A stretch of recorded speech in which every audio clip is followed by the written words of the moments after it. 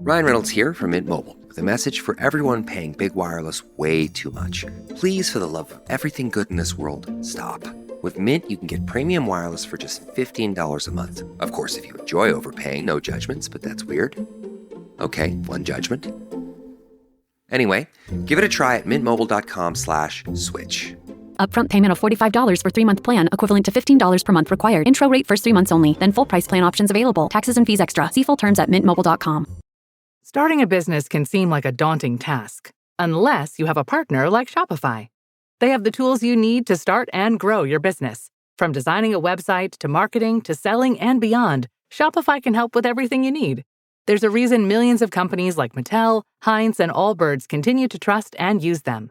With Shopify on your side, turn your big business idea into... Sign up for your $1 per month trial at shopify.com/special offer. Welcome back, True Crime Army. I am your host, Margot, and this is Military Murder, a show where I focus on crimes committed by military members and veterans. But don't worry, you don't have to know anything about the military to listen. You just have to be a true crime enthusiast, and if that's you, welcome home. If you're listening today, I will assume that you have listened to my previous episode, because today I am continuing on with the murder case of Michelle Moore-Bosko. It's a case that has been infamously referred to as the Norfolk 4, but not because there were 4 killers, but because of how the men's false confessions were obtained. Yeah, I know. I will get into that today. If you haven't already listened, I suggest that you pause, listen to part 1 first, and then return for the conclusion. Also, if you're a longtime listener, you already know my pronunciation sucks. Well, guess what? Last week I referred to one of the suspects as Geoff because his name was spelled Geoff. But guess what? Silly me, it's actually pronounced Jeff. Of course, my listeners take every opportunity to correct me. And sadly, most of you will reach out to me and say, I love your podcast, but just FYI, you pronounced this wrong. And listen, I really don't mind the correction, but if you love this show, leave a review. And maybe after you leave a review, you can reach out to me and tell me how much you love the show and also how I said something wrong. I mean, you know, if you told me you loved me 10 times and then told me about a screw up once or twice or 10 times per episode, I would definitely still feel the love. Also, last time, or I think on multiple occasions, I have mispronounced the USS Saipan.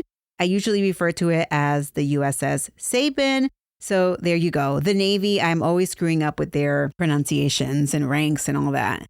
Anyhow, I know I screw up a lot of words, but listen, I am human. Okay, with those screw-ups out of the way, for now, let's get into today's episode. Join me today as I bring you the conclusion of the murder of Michelle Moore-Bosko. Now, let's dig in. Military murder is an independent project and is not endorsed by the Department of Defense or any military component. The views expressed are those of the host. The content of this podcast is not meant to be legal or medical advice. Warning, this episode contains graphic details of murder and is not suitable for young listeners. Listener discretion is advised.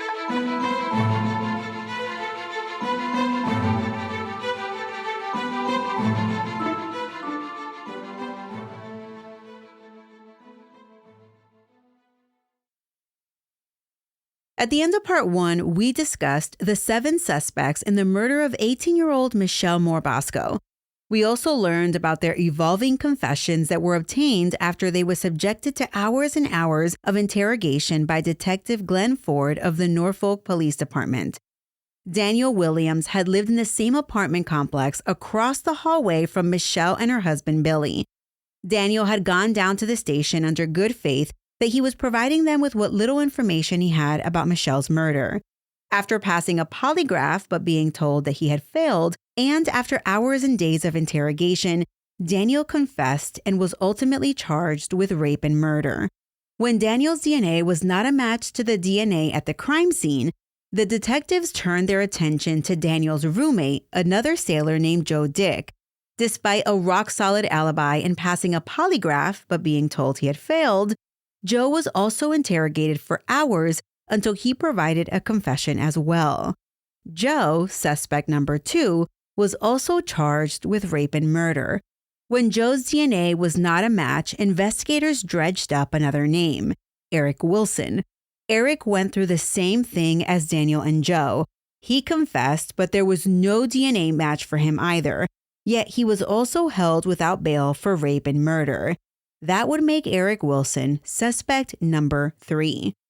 Derek Tice was the next person to get roped into confessing. After 20 hours of an interrogation and a confession, Derek Tice was charged with rape and murder, making Derek suspect number 4. After his interrogation, Derek provided 2 more names to detectives, Jeff Ferris and Richard Pauley. Jeff and Richard refused to confess despite Detective Ford's best efforts. Even with their strong alibis and lack of confession, Jeff and Richard were also charged with Michelle's rape and murder. Jeff would be suspect number 5, and Richard would be suspect number 6. But the new charges against Derek, Jeff, and Richard were not backed up by the crime scene DNA. So detectives kept up their relentless interrogations and pressure for the men to provide more names. Derek finally caved and provided the name John Dancer. John was brought in and interrogated. He also had a rock-solid alibi and passed a polygraph. But it didn't matter. He was charged with rape and murder as well, making John Dancer suspect number 7. So here we have 7 men, a mixture of Navy and Army active duty and veterans, all being held on false pretenses with no evidence of their connection to a murder besides their confessions. They all denied allegations for hours on end, but after being fed crime scene information and being bullied into thinking that they should confess or face the death penalty, they confessed, even though they passed polygraphs. Oh, and let's not forget that their DNA was not a match to the DNA found at Michelle's apartment. Yes, here they were, all sitting in jail awaiting trial.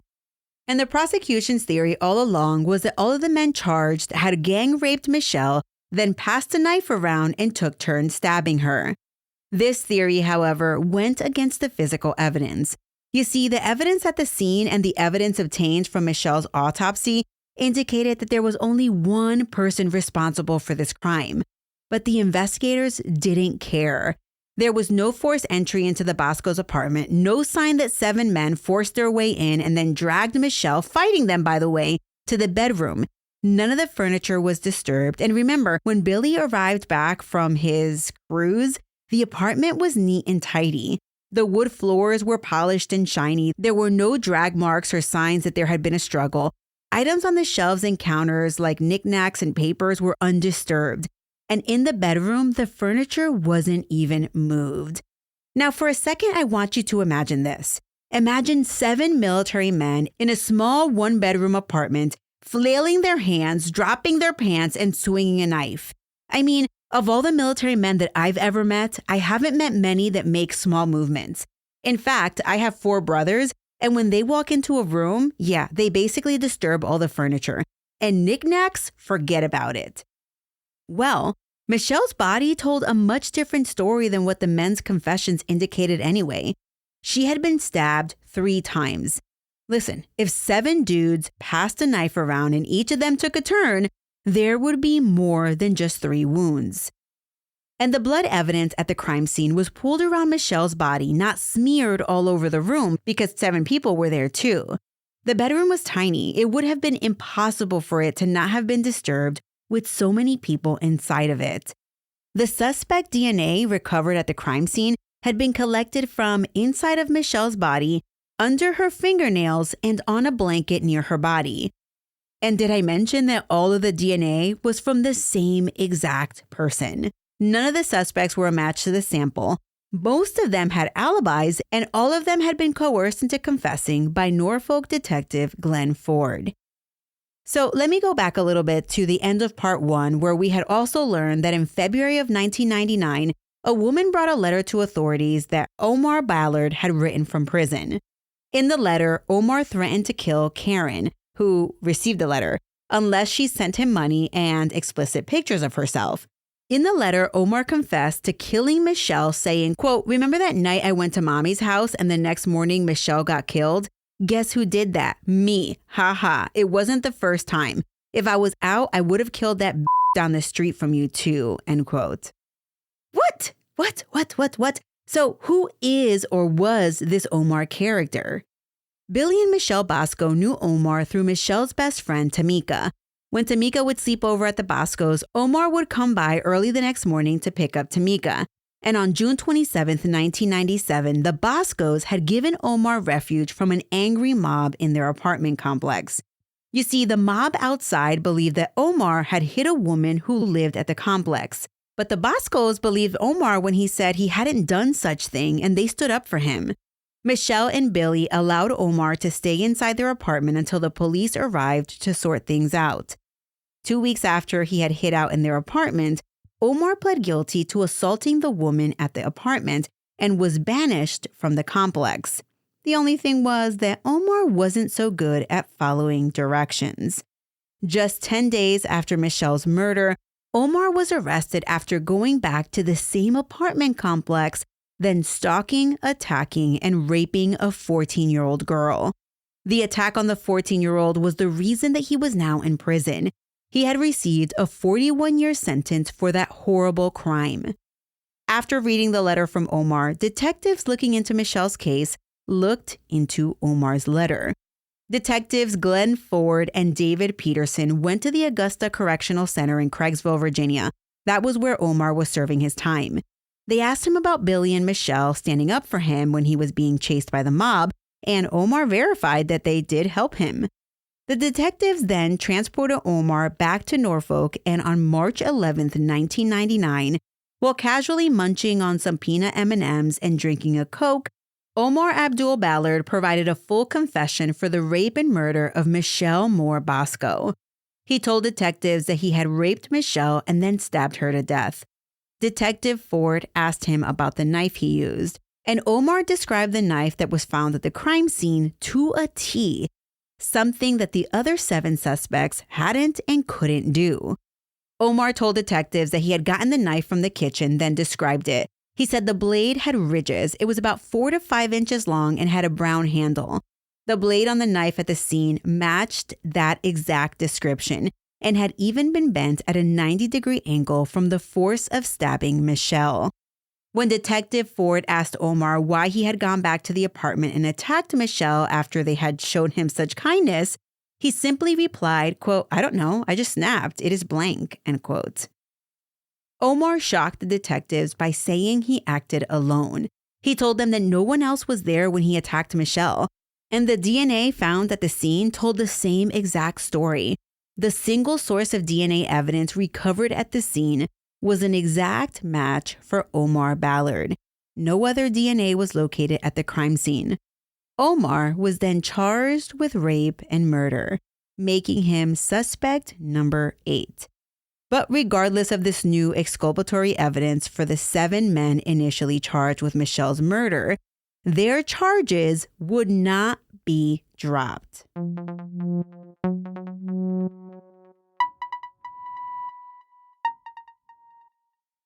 Today's episode is sponsored by Acorns, and April is Financial Literacy Month, an entire month dedicated to taking control of your money. Because honestly, no one really taught me how to manage money growing up.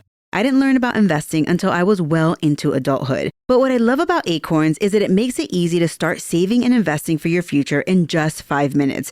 I know, April is an entire month, but you don't need an entire month to learn. You don't need to be an expert. Acorns recommends a diversified portfolio that matches you and your goals. You can start with just your spare change, and you don't need a lot of time. Setup takes just 5 minutes because I know that your time is precious. And if financial wellness has ever felt out of reach, Acorns makes it simple, giving your money a chance to grow without the overwhelm. Personally, using Acorns gave me the confidence to stop putting it off and just start. And that peace of mind is completely worth it. Sign up now and join over 14 million all-time customers who've already saved and invested over $25 billion with a B dollars with Acorns. Head to acorns.com/militarymama or download the Acorns app to get started today. Paid non-client endorsement. Compensation provides incentive to positively promote Acorns. Tier 1 compensation provided. Investing involves risk. Acorns Advisors, LLC, an SEC registered investment advisor. View important disclosures at acorns.com/militarymama. Halliday presents, in the red corner, the undisputed, undefeated Weed Whacker Guy. Champion of hurling grass and pollen everywhere. And in the blue corner, the challenger, extra strength Holiday! Eye drops that work all day to prevent the release of histamines that cause itchy allergy eyes. And the winner by knockout is Holiday! Holiday, bring it on! Omar's confession and subsequent charges caused a ripple effect with the 7 defendants who had been charged with Michelle's murder. After their multiple confessions, Derek Tice and Joe Dick had agreed to testify against the other defendants, and that was all part of their plea deals. But listen, after hearing about Omar's confession and the DNA match, Derek changed his mind and demanded a trial instead. To avoid the death penalty, Danial Williams, who you might recall was the neighbor and suspect number 1, had already accepted a plea deal, so it was a little bit too late for him. He tried to withdraw his guilty plea, but a judge refused to let him go. Joe Dick and Danial Williams each received 2 life sentences. Okay, that's suspect number 1 and suspect number 2, now with convictions. As part of Joe's trial, he had agreed to testify against Richard Pauly, Jeff Ferris, and John Dancer.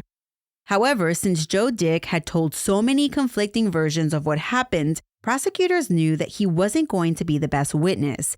And with that, the DA decided to drop all of the charges against Richard Pauly, Jeff Ferris, and John Dancer. So, what about Eric and Derek? Well, prosecutors tried to reassure Billy Bosko, who was the husband, that everything was going to be okay and that they were still going to get a conviction on Eric Wilson, Derek Tice, and of course, Omar Ballard. By this point, Eric had signed a confession but tried to retract it after Omar said that he was the sole killer.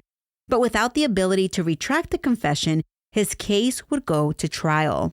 In June of 1999, nearly 2 years after Michelle's murder, Eric Wilson's trial began. Eric's parents and brother traveled to Virginia from Texas to support him at trial. The prosecution settled on the following theory at Eric's trial. They said that all 8 men rushed Michelle's front door. Once inside, they struggled with Michelle in the living and dining room areas. They forced her down the hallway to the bedroom, and once in there, they took turns raping and stabbing her. The prosecution said that while all the defendants' stories were inconsistent, they were all consistent, quote, at their core. They said that guilty people often lie or change their stories before they tell the truth. Doubling down, they said that lack of DNA doesn't prove that the defendant wasn't at the scene. The defense, on the other hand, well, they highlighted the fact that Omar Ballard's DNA was a match to the DNA at the crime scene, and that Eric's DNA was not found there either. When Eric took the stand in his own defense, he denied having anything to do with Michelle's rape and murder. The prosecutor, Valerie Bowen, pressed, quote, "Are you telling this jury that even though you weren't subjected to any kind of physical torture, you would have confessed to killing somebody, to taking somebody's life?" End quote. Eric answered that he made up his confession because of Detective Ford aggressively harassing him. He told the prosecutor on cross, quote, "Ma'am, at this point in time, if they had told me that I killed JFK, I would have told them I handed Oswald the gun," end quote. Continuing, Eric said that Detective Ford was, quote, "very aggressive, very threatening, very angry. I thought I better tell him what he wanted to hear. He started hitting me in the forehead with his finger," end quote. Despite the evidence, or lack of evidence, presented during his trial, Eric Wilson was convicted of Michelle's rape on June 21st, 1999. However, the jury split the decision and found him not guilty of murder. During his victim impact statements leading up to sentencing, Billy told the jury about his and Michelle's life plans, stating, quote, "Every step I took, we took together. We had so many plans, and you look at our apartment, we don't have a whole lot, but we are proud of what we had because we both worked to get it," end quote. Carol Moore, Michelle's mom, talked about Michelle being her firstborn, how Michelle was raised a sheltered life and how her death had affected the entire family. Carol had tried to shield Michelle's younger brothers about the truth of how she died, telling them that Michelle had died in a car accident. Carol stated, quote, "My 2 boys, I can't even give my whole self to them. It's not fair," end quote. On September 8th, 1999, after deliberating for only an hour, The jury sentenced Eric to 8.5 years in prison. After hearing this, Billy Bosko lost it in court, exclaiming, "What the hell was this jury thinking?" He demanded an audience with the judge, Circuit Judge Charles E. Poston. Once in chambers, Billy asked Judge Poston, quote, 8 guys arrested for the murder of my wife. 3 of them are walking free right now, and this one gets 8.5 years. Is this justice? End quote. On February 8th, 2000, Derek Tice's trial began. It was moved to Arlington, Virginia because of the extensive publicity of the case in Norfolk. Charles E. Poston was the presiding judge. He was the same judge who had presided over Eric Wilson's trial.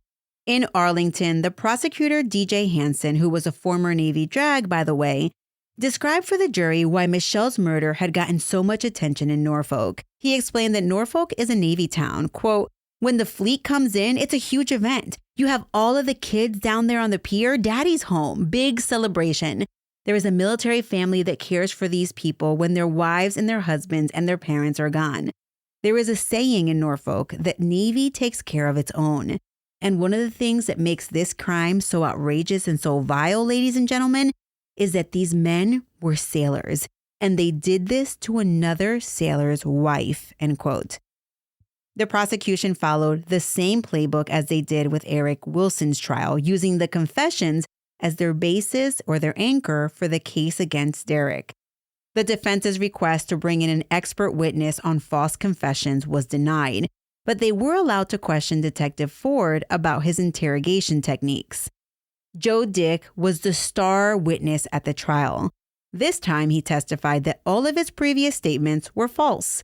He said that he, Danial Williams, Derek Tice, Richard Pauly, Jeff Ferris, and John Dancer were all involved. What the hell is going on here, huh? Anyway, Joe said they were all involved, but they didn't plan the murder. In this version of his story, Joe testified that Danial Williams wanted to see what color underwear Michelle was wearing. Joe said they went over, knocked, but she said go away. Then they went to the parking lot and Omar Ballard showed up.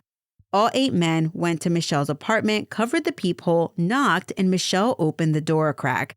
They pushed the door in. Joe testified that Michelle was wearing a white shirt when she came to the door. But Joe said he didn't remember if she was wearing it when they attacked her. They took her to the bedroom and all took turns raping her. Danial Williams raped her first and Joe was last. He said Omar Ballard may have grabbed her neck. They used a 5-inch steak knife to stab her, and that was a knife that someone had grabbed from the kitchen. By this point, Eric Wilson was gone and Joe was the last to stab her. Now, it's unclear to me at this point if the 7 original suspects even know Omar Ballard, because he has no military connection that I can find. Well, guess what? Omar Ballard testified at Derek's trial. Can I just pause and say how confusing it is that Eric and Derek had fully litigated trials? I mean, their names sound the same. And can this case get any more confusing? Omar Ballard himself was put on the stand, but he denied any involvement. The judge would not allow Omar's 2 confessions to be introduced at Derek's trial. And the defense was not allowed to question Omar about the letter that he sent or his past crimes against women, like the attack on the 14-year-old at the very apartment complex where Michelle was murdered.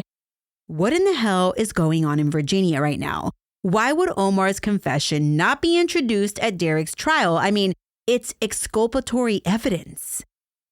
After his outburst at Eric's trial, Billy was in attendance for Derek's trial, but he left before the verdict was announced. On February 11th, 2000, Derek Tice was found guilty of capital murder and rape, and on June 7th, he was sentenced to 2 life sentences.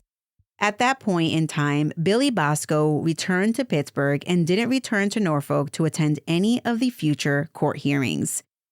On March 15th, 2000, authorities met with Omar Ballard, who was still claiming to have acted alone in the murder. But the prosecution needed him to support their theory that 8 people were involved in Michelle's case. They told Omar that they'd drop the death penalty if he changed his story and implicated the other 7 men. Faced with death, Omar accepted the deal, and on March 22nd, Omar Ballard pled guilty and was sentenced to 2 life terms by Judge Poston. Omar gave a, quote, very short statement describing the crime based on what Detective Ford implied had occurred, end quote. The following comes from Detective Ford's notes in reference to the interview when Omar Ballard gave his final statement. Detective Ford's notes say that he, Omar, Danial Williams, Joe Dick, Eric Wilson, and Derek Tice met up in the apartment parking lot. They started talking about trying to get into Michelle's apartment, and the 4 sailors told Omar they had tried to get into her apartment, but she wouldn't let them in. Omar said that he would get them in because he was friends with her. They all walked up to the apartment, and Omar knocked while the 4 others stood to the side. When Michelle opened the door, they all rushed in. They took her into the bedroom where they all raped and stabbed her. Omar said he was the last one to leave the apartment, saying this was the truth and that, quote, the others never told on him because he told them that he would come back and get them, end quote. He hadn't told this story to police before because he was already in prison and a member of the 5%, which, by the way, is the name of a prison gang, and that Omar didn't want anyone to know that he had been involved in a crime with, quote, white boys. In his notes, Detective Ford mentioned that Omar was given a polygraph, which he did not pass, then was sent back to jail. It should be noted that Omar Ballard has never implicated any other person in the crime outside of this plea deal. So, just to bring you up to speed if you lost count, this case is infamously known as the Norfolk 4 because 4 of the original 7 suspects were convicted in connection with Michelle's case, not counting Omar, who, if you haven't figured it out by now, was the real and only criminal in this case. Eric Wilson was convicted of rape and he was acquitted of murder, and Danial Williams, Joe Dick, and Derek Tice were convicted of rape and murder, hence the name the Norfolk 4. So let me get into the court appeals.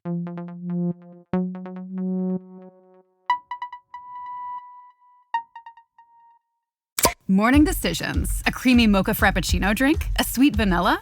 Maybe a smooth caramel or that white chocolate mocha. Whichever you choose, delicious coffee awaits. Start your day with bottled Starbucks Frappuccino drinks. Pick up a bottle near you wherever you buy your groceries. This episode is brought to you by Netflix. 3 couples, 4 vacations, a lot to unpack. Watch The 4 Seasons, a new series starring comedy favorites Tina Fey, Steve Carell, Will Forte, Coleman Domingo, and more in a hilarious and heartfelt love letter to long-term relationships. Based on the original Alan Alda film. Watch The 4 Seasons, streaming now only on Netflix. On July 25, 2000, Danial Williams appealed his sentence with the Virginia Court of Appeals. In the appeal, he stated that he wanted to change his guilty plea at sentencing, but the judge ruled that Danial had entered his plea knowingly and voluntarily. Danial's appeal was denied. Derek Tice, however, had more success at the appellate level. His attorney argued that Derek's defense team should have been allowed to question Omar about his confession letter, and that the trial judge incorrectly excluded that evidence. On May 21, 2002, Derek Tice's conviction was reversed and a new trial was ordered. About a month before Derek's retrial, Detective Ford and another detective visited Omar. Omar said that he was going to testify truthfully, and Detective Ford said Omar needed to testify that he had nothing to say. Due to Omar's need to tell the truth, somehow both the prosecution and defense convinced Omar not to take the stand. Which, what? Why would Derek's defense not want Omar to take the stand and tell the truth? The day before the retrial, Derek's attorney visited Omar and said they didn't want him to say anything on the stand. Omar later said in an affidavit that Derek's attorneys knew he was going to testify that Derek was innocent. Also, on the day before the retrial, prosecutors visited Omar and encouraged him to testify that he had, quote, nothing to say, end quote. On January 27, 2003, Derek's retrial began in Alexandria, Virginia. He faced the same judge again, Judge Charles E. Poston, as well as the same prosecutor, DJ Hansen. The prosecution told jurors, quote, "People just do not confess to something of this magnitude, this heinous, this vicious, without having participated in it. It's just not natural. It's just not reasonable," end quote. Then the prosecutor played Derek Tice's 18-minute confession tape and said, quote, "Just listen to his tone of voice. Does that sound like someone who is being pressured into making a statement?" End quote. The defense attempted to have Omar Ballard's confession and statements that were made prior to his trial entered as evidence, but Judge Poston denied the request. He also denied their request to read Omar Ballard's jailhouse confession letter to Karen in court. And listen, because Omar felt pressured and threatened by all the attorneys in this courtroom, Omar pled the fifth when he took the stand and didn't say anything. The jury never heard about Detective Ford's history of eliciting false confessions because the judge ruled it was inadmissible.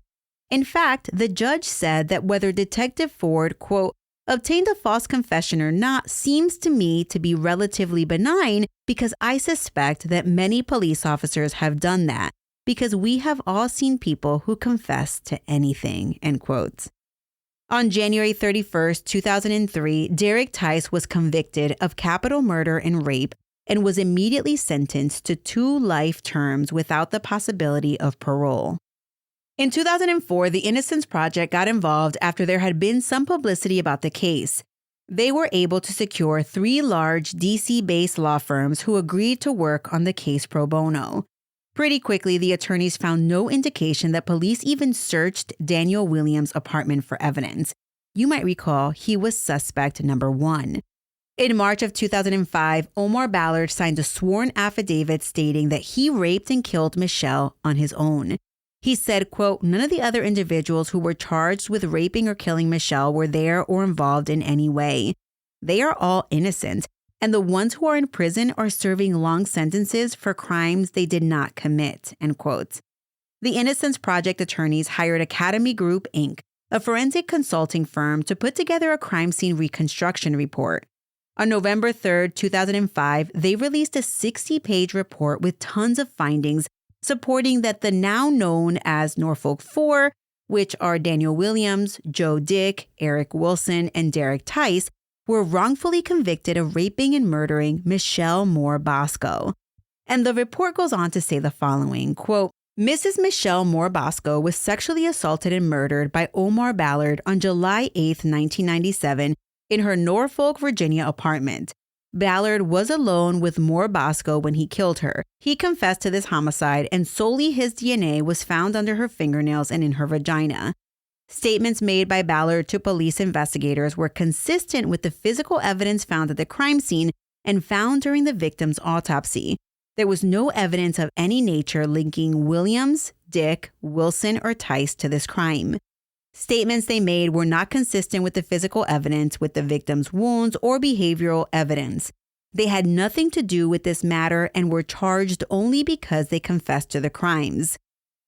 Why the evidence does not support this as a multiple offense crime. First, if 8 healthy young men were in a tiny, approximately 700 square foot apartment taking turns restraining and sexually assaulting a kicking and violently fighting female, it can be presumed that their rigorous activity, anxiety, nervousness, and testosterone would lead to a far greater amount of physical, biological, and behavioral evidence being present that was found at the time. 2. The greater the number of people present, the greater the chance for leaving fingerprints, hairs, fibers, footwear impressions, and semen, and the greater chance of breaking, stealing, or disturbing something in the small apartment. There was not enough physical evidence present to support this as being a multiple offender crime. Physical evidence. If this were a multiple offender crime, one would expect more fingerprints throughout the apartment, more fingerprints on the polished surface of bedroom floor, footwear impressions on the polished floor, more sign of a struggle or fight, more debris tracked in by offenders, more hair and fibers, greater disturbance to the apartment, damage to the apartment, more theft, a mixture of different semen and DNA. Also, furniture would have been moved. One of the dining chairs had been pulled out and was partially blocking the hallway. The report stated, quote, multiple offenders moving with Michelle to the bedroom would have to navigate through a very narrow 1 foot 4 inch gap between the dining chair and the hallway wall, end quote. That chair would have been knocked over. With regards to wounds, if more than one person was involved, Michelle would have sustained more injuries. Fighting off 8 men would have left behind restraint injuries. There would have been more than one person's DNA under her fingernails. If multiple people stabbed Michelle, there would be a, quote, greater variation in wound location, direction, size, and depth, end quote. Behavioral evidence. 8 people gang raping a woman in an apartment would have made a lot of noise. Someone would have noticed a group of 8 men around the complex. All right. In September of 2005, Eric Wilson was released from prison after completing his sentence. You might recall that he was acquitted of murder and only sentenced for rape.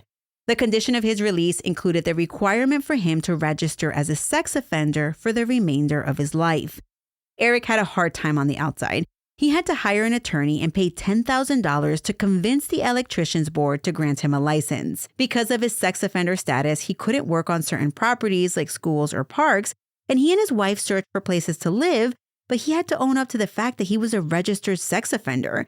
And the community had the power to deny this couple's application, and it kept happening over and over again, forcing them to live in a rural area with no neighbors. On November 10, 2005, the Innocence Project attorneys filed petitions for executive clemency and paroles with then Virginia Governor Mark Warner. Eric Wilson filed a separate petition since he was no longer imprisoned. After the petitions were filed, the prosecutor, DJ Hansen, told the media that there is, quote, no new evidence of innocence, quote, there are no unanswered questions, end quote. He said the Norfolk 4's claims were nothing more than sound bites invented by, quote, hired gun experts, which he referred to as the Clemency Gang. Governor Warner didn't make a decision on the clemency petitions, so the Innocence Project attorneys kept working. They tracked down Joe Dick's supervisor from the time of the murder, Senior Chief Michael Ziegler. He was a highly decorated veteran who'd been in the Navy more than 20 years. The attorney spoke with Ziegler, who said that he is absolutely certain that Joe was on duty the night of the murder. Unequivocally, there was no way that he could have been involved.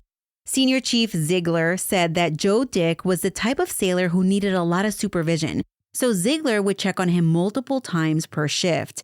In 2006, Senior Chief Ziegler testified under oath that a few months after the murder, Joe Dick was talking to him about how Danial Williams had been arrested. Joe talked about how Daniel was innocent and how detectives were now asking him, meaning Joe, where he was the night of the murder. The senior chief asked him, well, where were you that night? And Joe said he was on watch. Senior Chief Ziegler said that would be easy enough to prove, so they went and looked at the schedule. And Joe was right. He'd been on duty for 24 hours that day.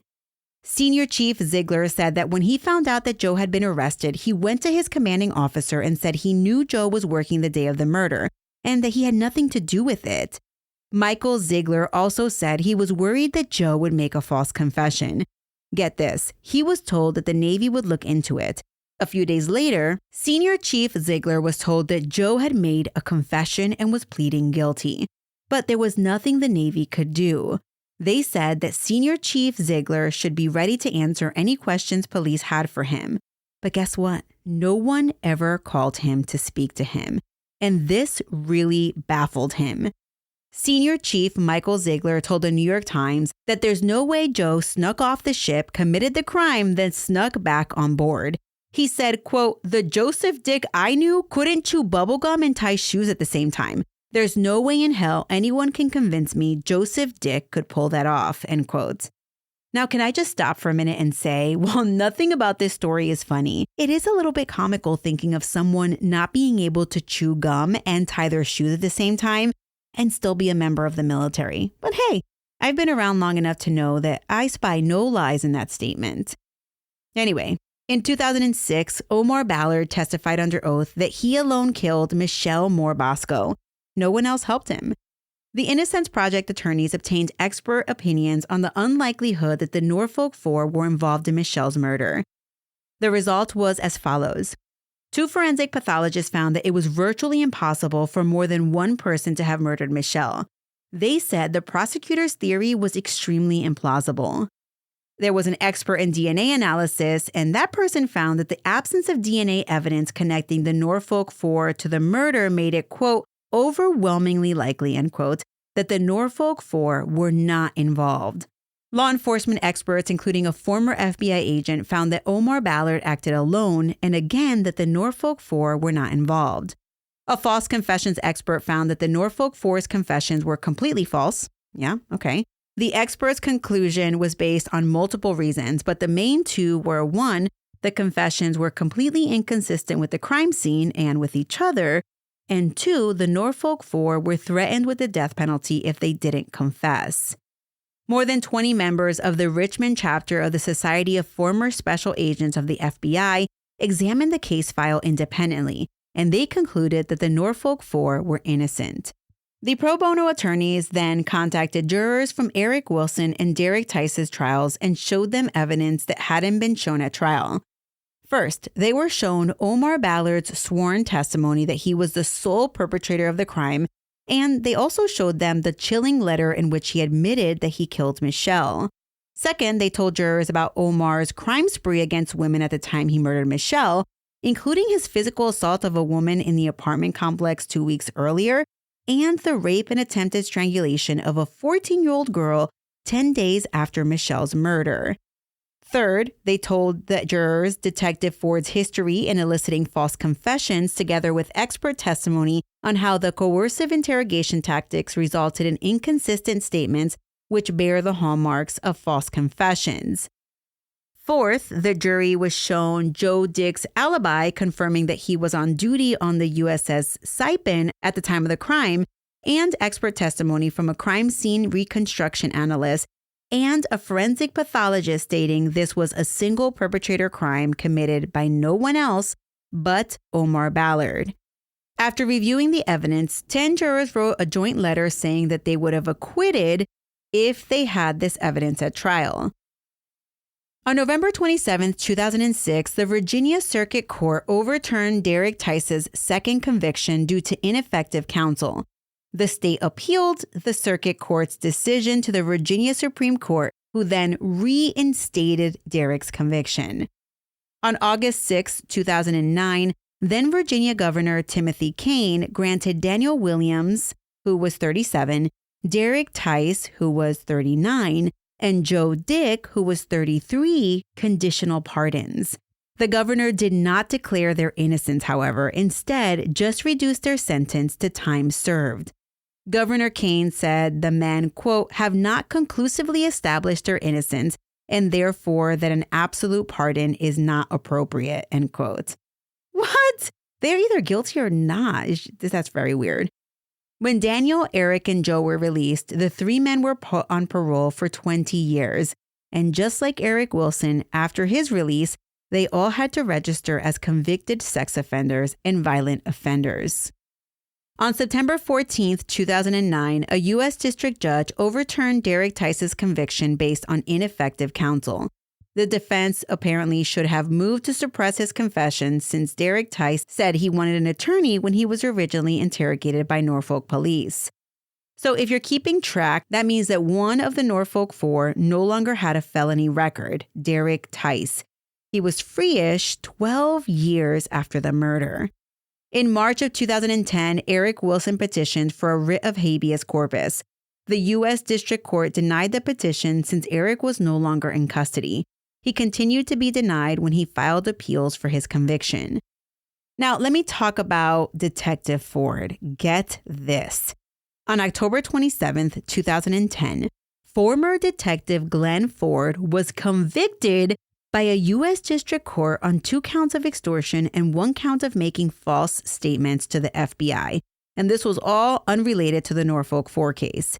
It turned out that our boy Ford, going all the way back to the 90s, had been taking bribes from criminals, and in exchange, he helped them get released on bond or helped reduce their sentences by lying to prosecutors and judges that they had helped with the investigation. When questioned by the FBI, Ford lied about it. In February of 2011, 57-year-old Glenn Ford was sentenced to almost the maximum time allowed, 12 and a half years in prison. Crazy, right? Okay. After this sentence, U.S. Attorney Neil McBridge said, quote, "It is a sad day when somebody called upon to enforce the law betrays that trust and betrays not just his fellow cops, but the court system, the public, and the law he took an oath to uphold," end quote. On August 4th, prosecutors announced that they were dismissing charges against Derek Tice. He was officially exonerated. If you're tracking, Derek Tice was the second member of the Norfolk Four to no longer live under a felony conviction. 5 more years would go by until September 26, 2016, when U.S. District Judge John Gibney said no sane human being would have convicted Danial Williams and Joe Dick. He said the state had 60 days to retry them, and if they didn't, the men would be exonerated. Then the Virginia Attorney General Mark Herring, quote, conceded errors in the initial investigation and withdrew his office's long-standing opposition to their claims of innocence, end quote. The state withdrew all charges, and on October 26, 2016, Danial Williams and Joe Dick were finally exonerated. So that's number 3 and number 4 of the Norfolk Four. That means that they no longer live with a conviction, and it only took 19 years after Michelle's murder. In November of 2016, Attorney General Herring told the Norfolk police to video all interrogations and confessions relating to murders. And honestly, I am floored that it was in 2016 that they were told this. Like, what? Wouldn't they have been doing this already? According to the New York Times, the Norfolk Four's attorneys continued fighting for absolute pardons because they, quote, carried greater weight than court rulings and were essential to helping the men rebuild their lives and reputations, end quote. On March 21, 2017, then Governor Terry McAuliffe granted absolute pardons to the Norfolk Four. Their names were finally removed from the sex offender and felony offender registries. A spokesman for the governor's office, Brian Coy, said, quote, "These pardons close the final chapter on a grave injustice that has plagued these 4 men for nearly 20 years. While former Governor Kane had initially granted conditional pardons in the case, more exculpatory information discovered since then and detailed by U.S. District Judge John Gibney during exhaustive evidentiary proceedings indicate that absolute pardons are appropriate," end quote. Eric Wilson made a press release that said, quote, "I speak for all 4 of us in expressing our deepest thanks to Governor McAuliffe, who has given us our lives back with these full pardons. We have been haunted by these wrongful convictions for 20 years, which have created profound pain, hardships, and stress for each of us and our families. We now look forward to rebuilding our reputations and our lives," end quote. Not everyone, though, was a fan of their full pardons. Michelle's mom, Carol Moore, said, quote, "It's hard to believe that hearing the confessions and knowing the details of this case, these men were not involved with the murder of our daughter. The governor and the judicial system who worked so hard to free these killers will have it on their conscience if any of them commit another violent crime," end quote. The following was written by one of the attorneys who helped free the Norfolk Four. Quote, "Social scientists and psychologists have noted that contemporary methods of psychological interrogation could lead innocent individuals to falsely confess to serious crimes. A report by leading psychologists Richard Leo and Richard J. Offshee shows that 15% of defendants who made undisputedly false confessions pled guilty despite their innocence to avoid the risk of the death penalty or some other harsh sentence. Research also shows that suspects who falsely confess also frequently implicate others in their efforts to appease their interrogators. Another study from the Innocence Project reviewed 140 wrongful convictions and found that 25% were the result of false confessions," end quote. The Norfolk Four filed a civil suit against the city of Norfolk and state of Virginia for their wrongful convictions. In December 2018, they all settled. The city paid the Norfolk Four $4.9 million, and the state paid them $3.5 million. I'm not sure I have ever heard of a false confession or a wrongful conviction case as crazy and involved as this one. Now, while these men were victims in their own right, before I end today's episode, I want to focus and remember the person whose life was taken. Michelle Moore-Bosko was just 18 years old when Omar Ballard took her life. She was born on August 19, 1978 in Pittsburgh, Pennsylvania, to parents Jack and Carol Moore. Michelle's friends described her as sweet, quietly funny, and a little goofy. Michelle was the oldest of 3 and had 2 younger brothers that were 9 and 12 when she died. She loved country music, line dancing, and fishing with her dad. And of course, we know that she loved her husband, Billy Bosko. After graduating from high school in '96, Billy joined the Navy and requested to be stationed in Norfolk to be close to Pittsburgh. Billy and Michelle got married in secret on April 4th, 1997, when Michelle and her best friend took a weekend trip down to Norfolk. They had planned to have a big family wedding in October of '97. Michelle told her parents that she was moving to Norfolk to live with her best friend, Aaron. But secretly, she had moved in with her new secret husband, Billy, instead. They made a little life together in their tiny apartment just outside of Norfolk Navy Base's Gate 4. At the time, Carol, Michelle's mom, didn't think that Michelle was ready to move out. She felt that her daughter was too young to live on her own because she had never even been away from home before. After leaving Pittsburgh and marrying Billy, Michelle called her mom every day. After her murder, Carol had to visit Michelle's grave every week instead of hearing her daughter's voice on a daily basis. Billy Bosko met his current wife, Amy, while working at an Olive Garden just after getting out of the Navy. He worked for the Pennsylvania Department of Corrections and retired as a sergeant. According to his social media, he is, quote, an artist, a woodcarver, a pyrographer and painter. I'm a gentleman and a survivor, end quote.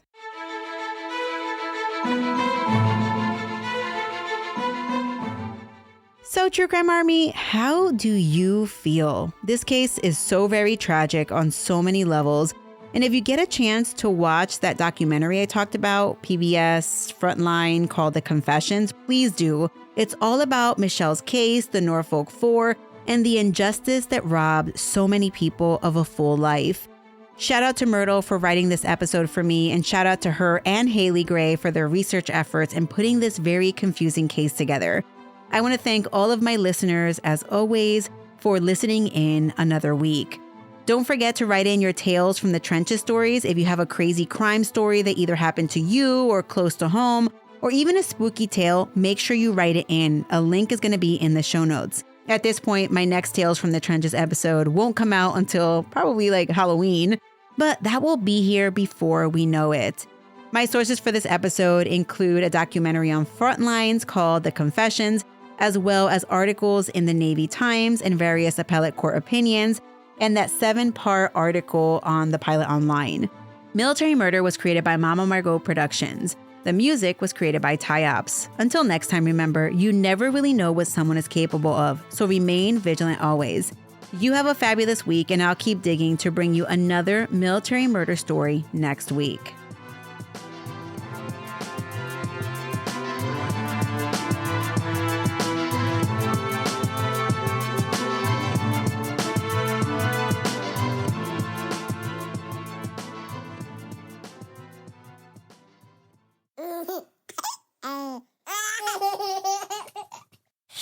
Mama's working on her podcast. I don't want to.